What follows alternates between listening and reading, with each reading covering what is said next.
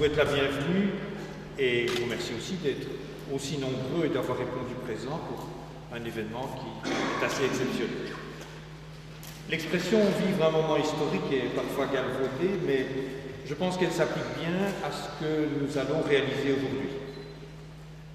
Nous allons ouvrir le tombeau de Jacques de Vitry, éminent évêque, mort à Rome en 1240 et inhumé à Sarmande, au prieuré d'Oigny, voisin de cette église, en 1241.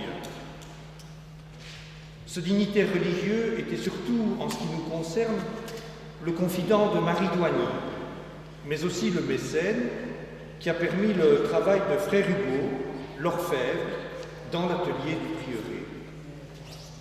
Les œuvres produites au XIIIe siècle constituent le trésor d'Oigny, un ensemble d'orfèvrerie tout à fait exceptionnel et qui est aujourd'hui exposé à Namur au musée de Thieffier rue de Fès. Jacques de Vitry, c'est un acteur notoire de l'histoire de l'Europe occidentale au XIIIe siècle.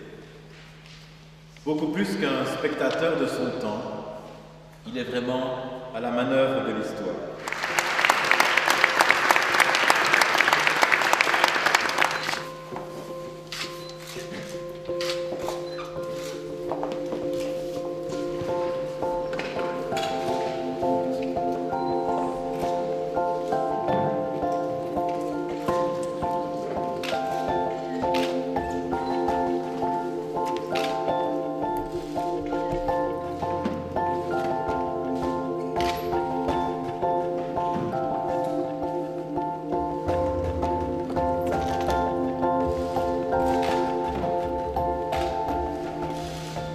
Voilà, donc je viens d'ouvrir le textile qui entourait les restes humains.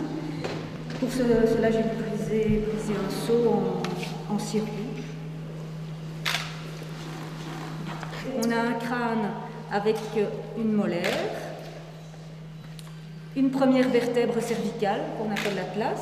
On a les deux humérus, les deux os du bras, un seul os de l'avant-bras, un radius. Au niveau du membre inférieur, là, on a deux fragments de fémur, un tibia qui est un tibia gauche, deux péronés ou fibula, dont une présente les séquelles d'une fracture. Au niveau du pied, on a un calcaneus, donc l'os du talon, et deux phalanges, une du gros orteil gauche et une du gros orteil droit. Et puis encore des os fragmentaires qu'il faudra étudier plus en détail. Un os supplémentaire, donc c'est un os qui a été restitué tardivement et qui aurait été volé.